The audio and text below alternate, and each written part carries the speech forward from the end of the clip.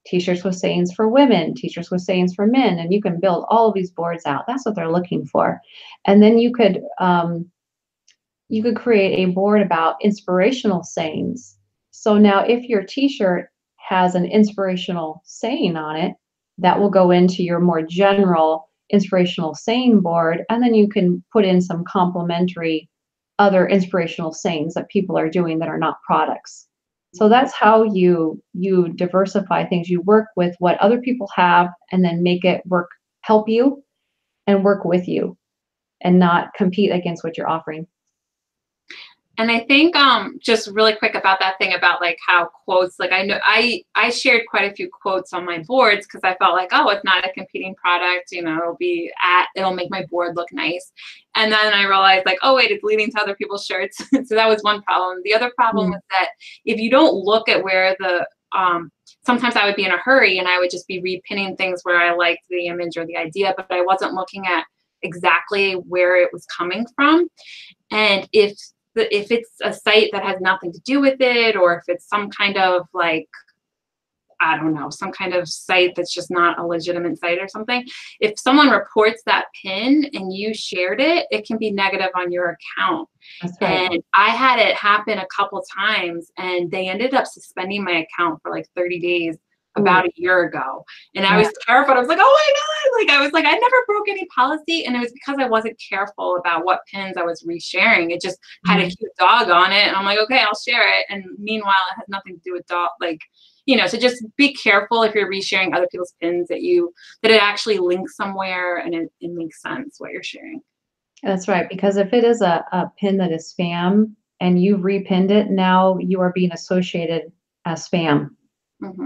And you don't want to do that. So check all of your links to pins before you decide to repin them or save them, because they could actually affect you. And that's one big reason why the group boards are not so good anymore to use. That was an old technique, and now it's not so great because there's a lot of spammers in there, and you can be connected with that. Yeah. And that could have been too, because I was on some group boards. So they never told me exactly what it was, but it could easily have been from the group board. Are you guys still there? It looks a little bit like you froze. You're there. Okay, I see. Yeah. So, all right. Well, this is awesome. Let me see if there's any more questions in here. What about like, oh, go ahead, Amy. I have a question. How important is it to build a following? Like, and versus just people pinning and sharing your stuff, like, is it really important to have like a ton of people following your account? No. Or specific boards even? No, because it's a search engine. It's not Instagram. It's not Facebook. People can see you whether they follow you or not. Why? Because if you have good keywords, they'll find your pin. They'll find your board. They'll find who you are if you've got your SEO down. So most of the people who are going to find your pins are not your followers. But that's how you get high quality followers. So you do want to get followers, but they need to be high quality followers that really resonate with who you are and what you offer. They love your brand and they love what you offer. They'll start following you because they want to make sure that they don't miss everything that you're sharing. And then Pinterest just a couple months ago introduced a new tab called the Follower tab. And now you can click on that tab and see only the people that you're following. And so that's another way to encourage people to, yes, you can still view the pins of people that you're following, but then you can use the regular smart feed to discover new things too, and new people and new brands. So that's why it is very unique and different. And I really think of Pinterest as that blue ocean. It is not like any other social media site where you got to follow somebody or you got to friend somebody in order to find out what they're talking about. You don't have to do that. Not at all. They've made it so much easier. And it's kind of like it's the best of both worlds there. So basically, it's more important to just kind of get a good pin or good image, great keywords, than it is to even worry about, well, how many are people going to follow me, or my board's absolutely perfect in that sense. They will follow you. They will. And give it a few months and it will be a snowball of followers. I mean, it starts like, at first it's like it trickles in. And then all of a sudden you'll feel like, man, what is happening here? We're just gaining 43 followers a week. It's unreal. And you didn't do a thing, just your normal stuff. It's because you are building up your account so much. You've got it SEO, you've got a keyword. Pinterest understands now who you are because of it. So your keywords are important for the search engine to even understand who are you and what are your products about. Now they can suggest you to more people, and they will start sharing you with more people, and they will begin to follow you. So they do share profiles publicly, and they do product pins too. They're suggested, people to follow, or you might want to save some of these pins. Pinterest does that. They encourage a lot of that kind of activity to happen. So what I've seen, like for example, just yesterday I was logging in to check on an account that I do management for. This is with a large fashion company that is in Europe. They have a couple brick and mortar stores, and they have a very large online store. They're seven figures, and they started with nothing, and I did a complete overhaul for them. And then they started to really get some traction. And then they thought, oh, it'll be okay. We'll try it on our own. And they did. And then they came back and said, okay, we don't know what we're doing. Can you manage it for a while? I said, okay, I can do that. They even hired an employee for just marketing. They never had that before. And the employee was like, I don't know what to do. So then they called me back in to work on it some more. I said, okay, sure, no problem.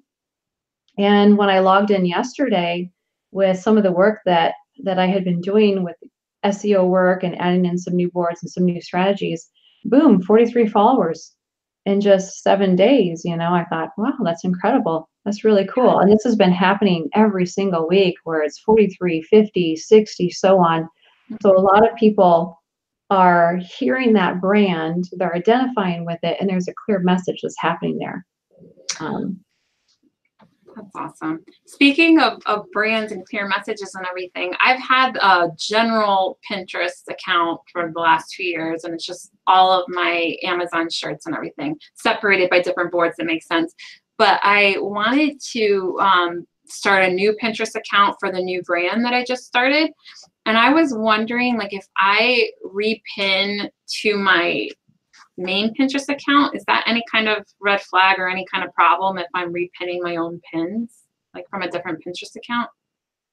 No, I don't. I mean, you can pin to whatever Pinterest account you want to. I don't. Okay. You can. I thought so, but I'm like, maybe I should be careful if I do. No, you can pin to both. In fact, okay, so are they both business accounts?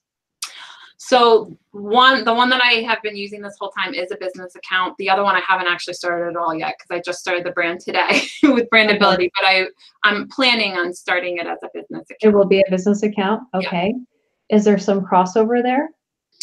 Yes. With the brand? Is it a lot? Is it a significant amount of crossover where you could actually make it one brand, so it's not so much work for you? Well, the other one's just so much more general. Like, there's so many niches, and this one's going to be just one main niche. It's just going to be focus on wine, actually, is the niche. But yeah.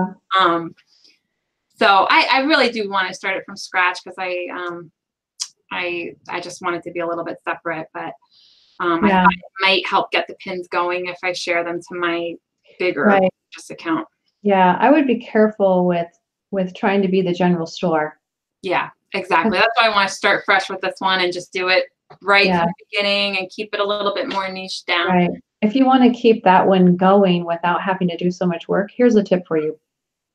Since you're going to be using 2 business Pinterest accounts and you're the owner of both, create a group board so it's not so much work for you.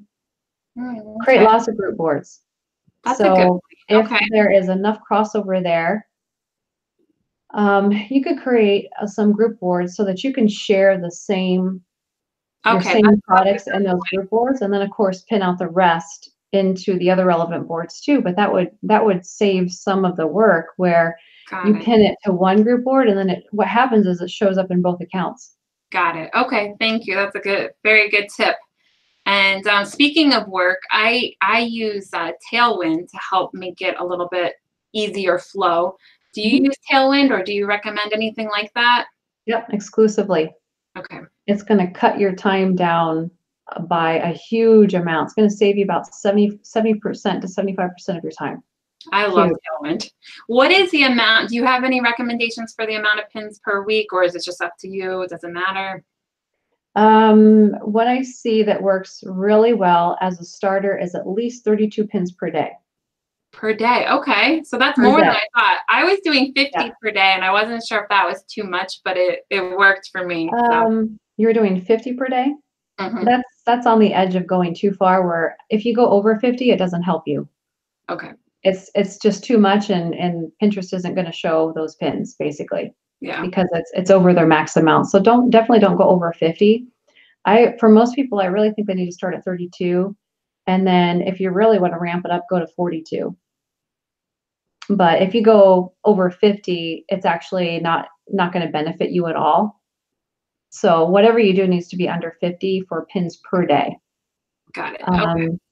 And then that will stay consistent for you if you are scheduling it in Tailwind.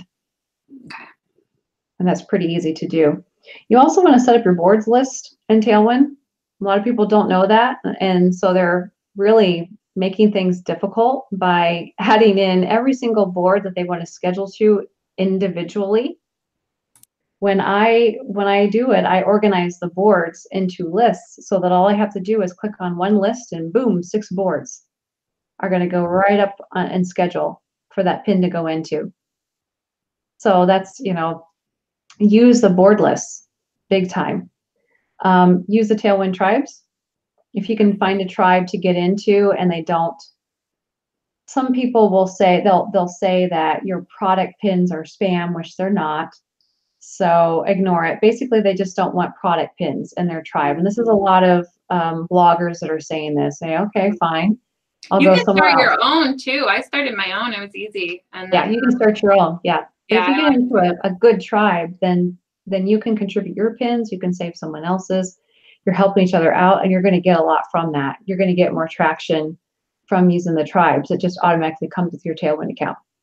And have you done that loop, the smart loop thing that they added? I love that. I do it all the time. The smart loop feature. That's awesome. I was waiting for that to come out for over a year. I know. I was like, what?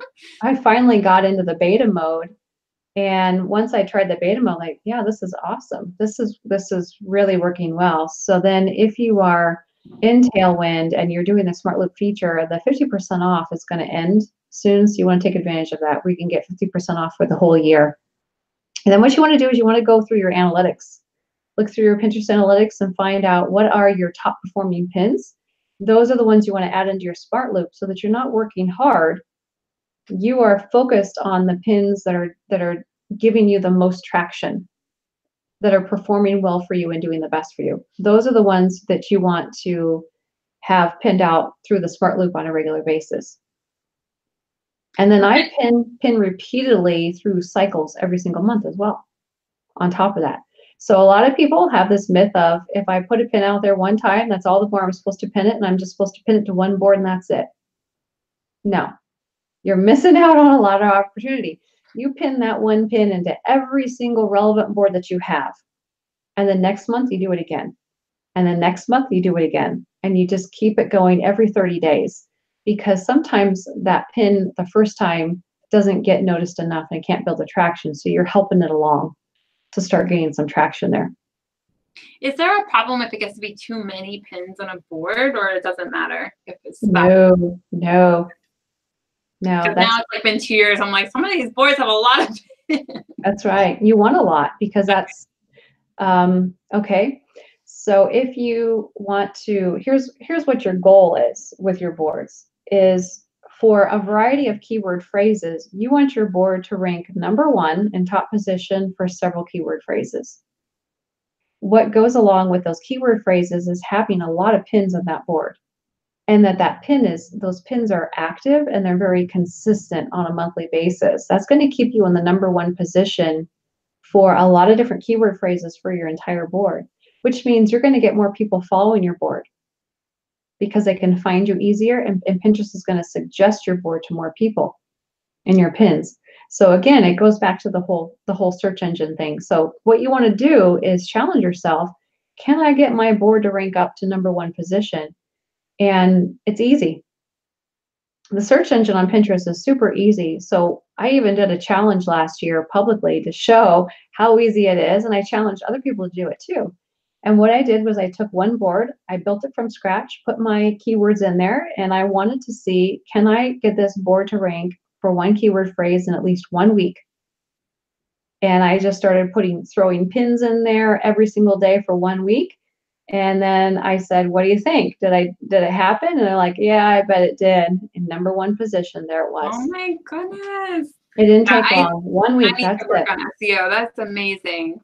Is there any recommendation for how people can learn Pinterest SEO? Is there any trick to it, or you just, I don't know, what's the best way if you don't know much about SEO? Well, I learned a lot from reading and doing a lot of research, and I took a lot of courses from a variety of people because they all have different perspectives.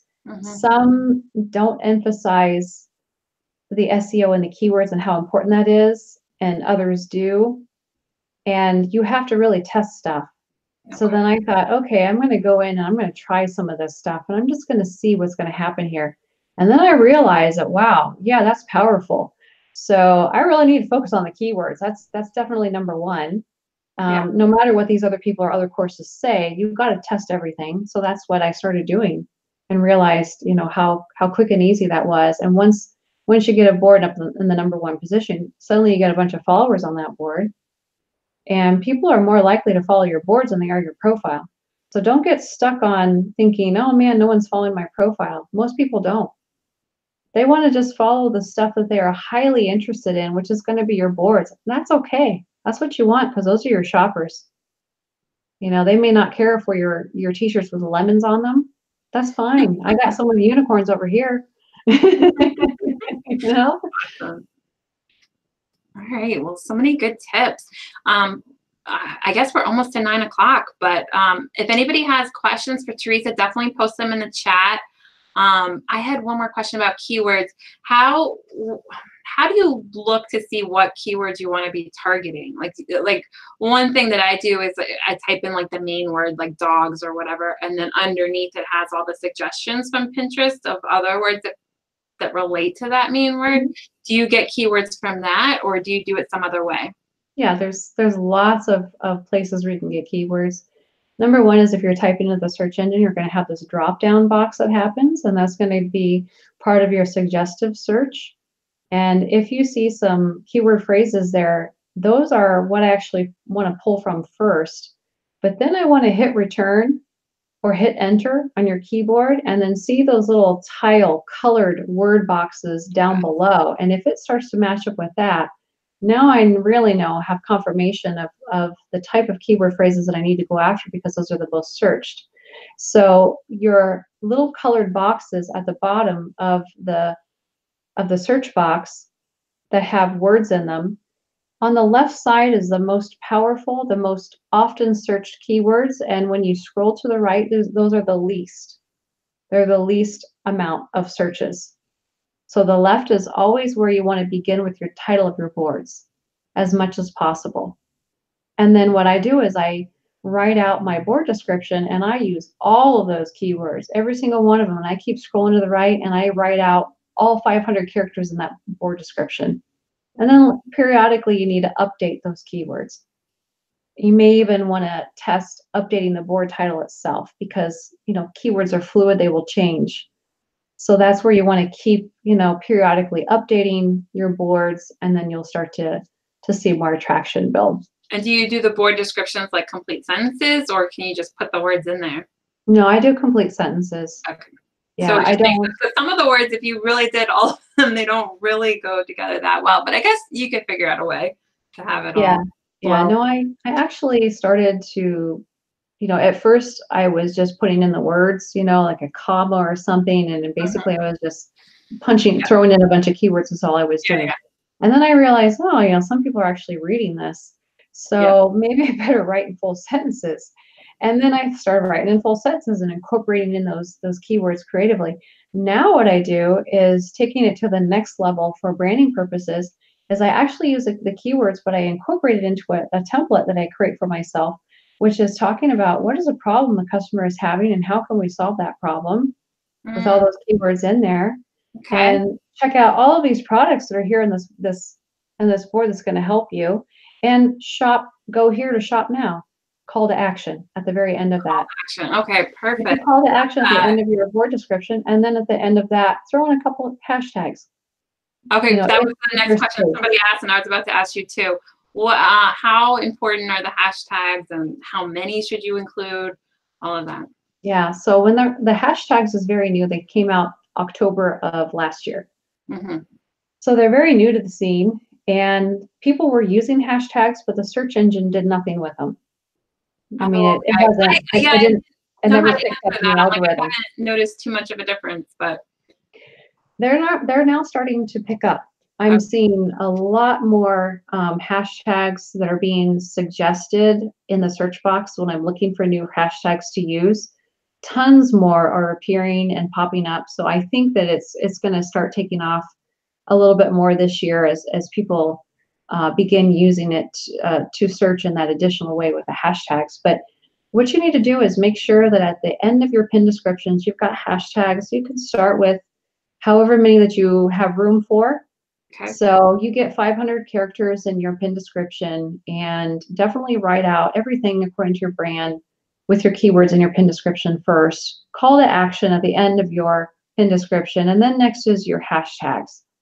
Okay, so it depends on how much room you have. If you want to do just a couple of hashtags, that's fine.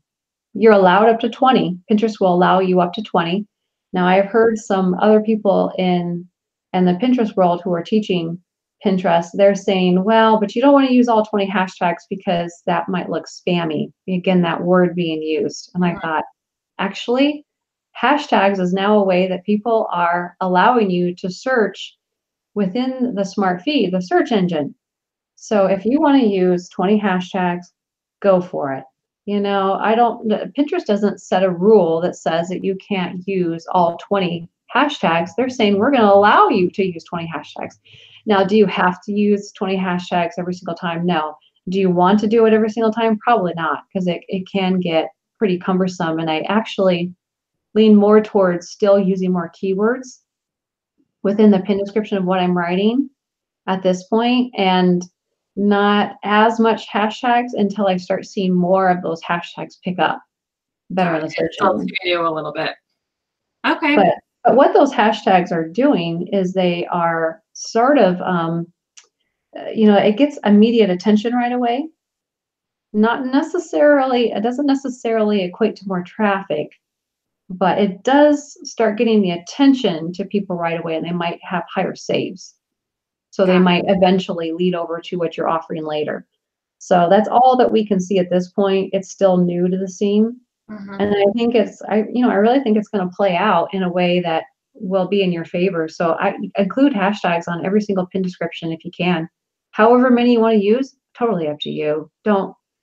Don't sit with all these crazy rules. People make up rules. I don't get it. I know. I try not to do that. I think it's like you kind of feel like the way you're doing it is somehow like a rule. So you just start saying, well, this is what I do. And I try to make sure I don't make it sound like it's the law. I think we tend to perpetuate that sometimes when everybody wants like a recipe and a hard, fast number. Yeah. So we're like, we all want to know 10 is the number, and it just, one person says it is, so it must be. Yeah. So how are you doing with time, Teresa? Do you have to go, or do you have time to answer a few more questions? No, I'm good. You're good? Okay, because we're getting all kinds of people love this. So thank you so much for coming on. We're getting a lot of questions. Let's see. Sharon asks, I'm starting a blog and will eventually tie my POD into it. Will your course help me with blog on Pinterest, or is it strictly focused on POD? No, the Pinterest with the courses are really for everybody, for all of e-commerce, and actually for bloggers too. So what you would want to do is to get the bundle of courses that is more WordPress focused. And the only difference there is that you get one additional course of WordPress so that you know, okay, what plugin should I use? What WordPress plugin should I use in order to get my pins in my blog posts? That's going to be important. that you display your pin in your blog post so that other people can be saving that onto Pinterest for you, because they will. Yeah, you found that out back in. And they're going to be doing your marketing for you. Yeah. So you want to do that. And the blog is a very, very powerful way for you to be marketing your products. It's called content marketing. It's been around for years. It's been around for years and years and years. That's how I started. So what you could do is get your product in your blog posts in a variety of different ways. You could do list posts. You can do easy posts of taking your pin and embedding your pins right inside of your blog post. That's super easy, where people can actually click right on your pin and they can save it and do all kinds of things right inside of your blog post. So you don't have to do a whole lot of writing. So you can do that as an easy tactic, an easy way. You can feature a collection of products on a blog post. You can feature just one product in a blog post. If you do the one product in a blog post, then you can create what's called a roundup post, where you round up all of those other blog posts and you put them in there. You can create some gift guides with blog posts. Gift guides are huge on Pinterest, and you need to get a lot of really creative gift guides going, because people search for gift guides. They want to know, what kind of unique gifts can I be shopping for and buying? So gift guides are definitely a must-have. And then use your blog titles that are going to give you the most clicks and the most click-through rates. So you can do that by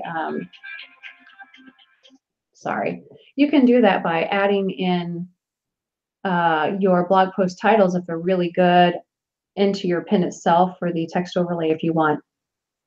As long as it's really good, like 3 tips for this. 25 unicorn t-shirts that everyone must have. Things that are a little bit wild, make it wild and crazy. 5 of the best yellow dog treats ever made. And what they're like, what? Yellow dog treats ever made? I got to go check this out now. So it helps them to get really intrigued to find out more, like what in the world? And the more off the wall it is in that way, the better.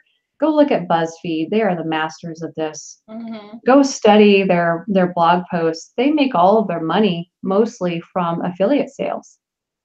And if your blog post or your products gets added to BuzzFeed in one of their blog articles, be prepared for it to rain. It's like being on Oprah's. Gosh, has that happened to you? No, it hasn't, but I want it to.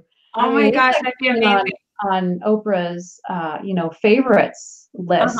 I mean, it's huge. They have a huge following, and they are the masters at doing that. So definitely use your blog to help market your products.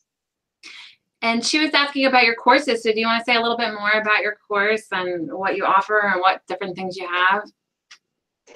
Right. So I started writing the course as a way to help people because it was, getting taxing, just repeating over and over a lot of stuff. So that was easier to say, here you go.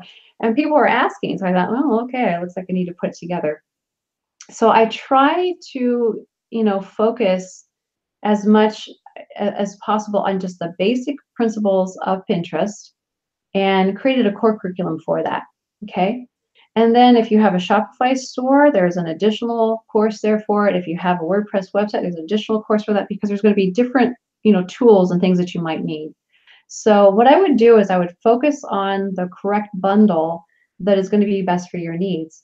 And I use a Shopify store and I use a WordPress website, both. So I've got a lot of background in that, where it shows you, what to do and how to enhance those areas. If you are just doing merch by Amazon, I created a 10-day challenge that was released a few weeks ago. That was very popular. And with that 10-day challenge, it's basically getting your feet wet.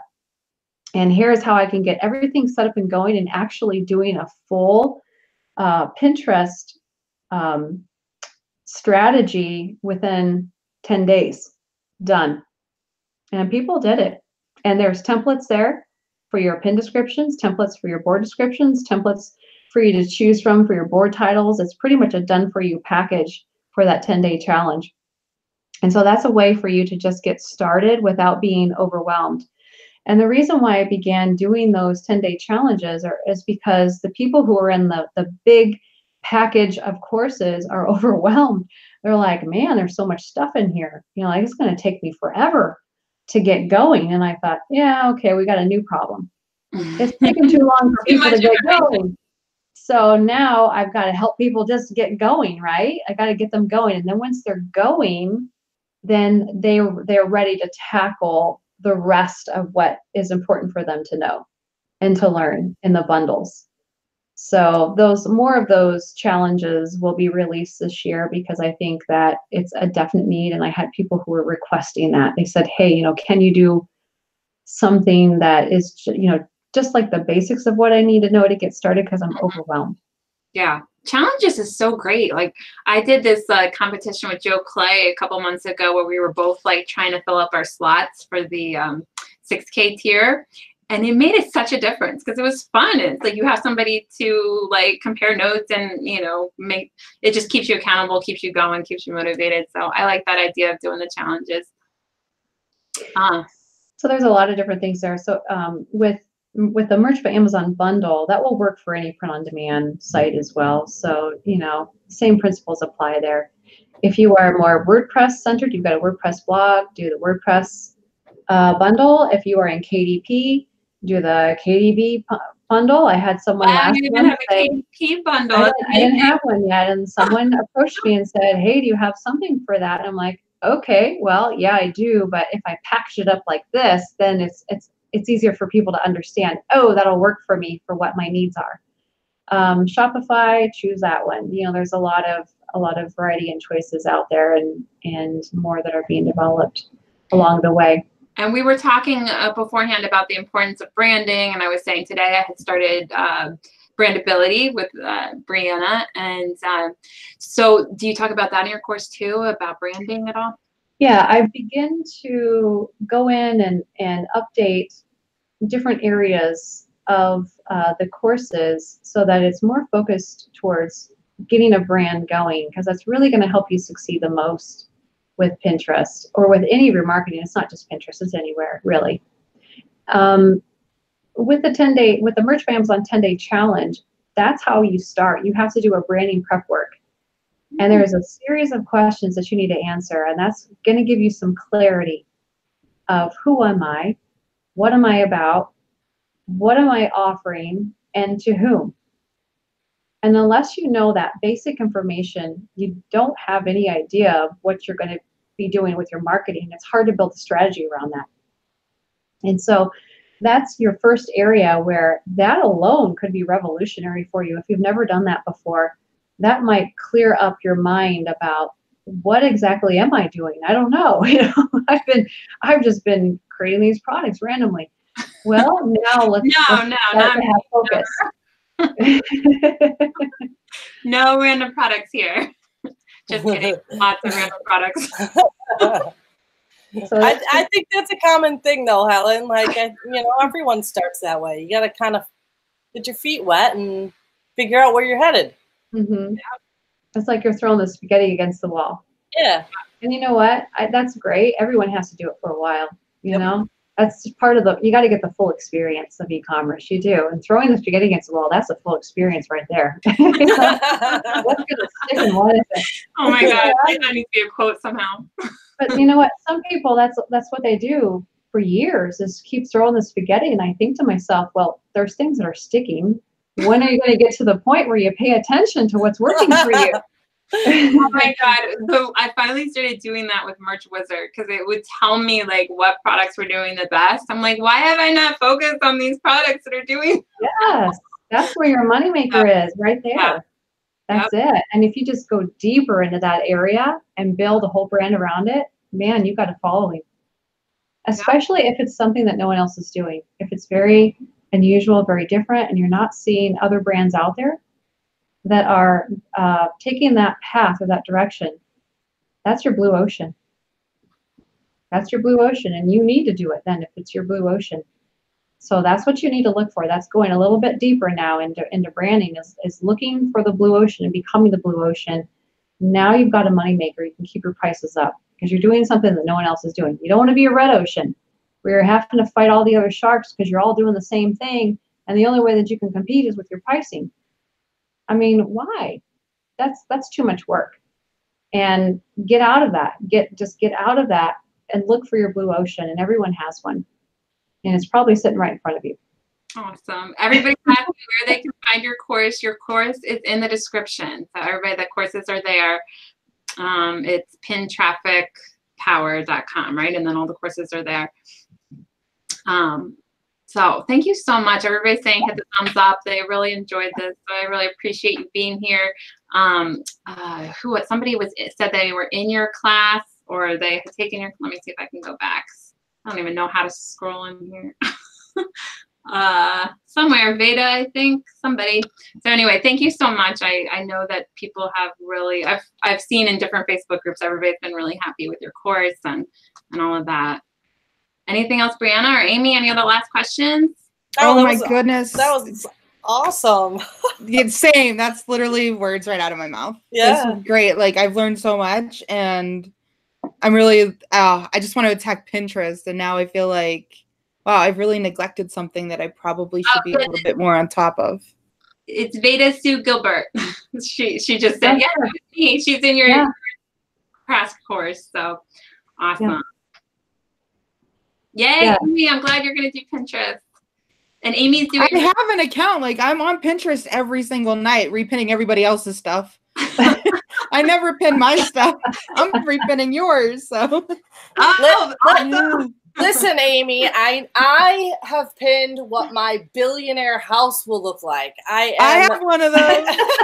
I have the most ridiculous boards from like way back when, and I'm thinking, man, it's just so underutilized. So it was super exciting to have you on here, Teresa, because my mind is just like, oh, I feel like I've neglected it.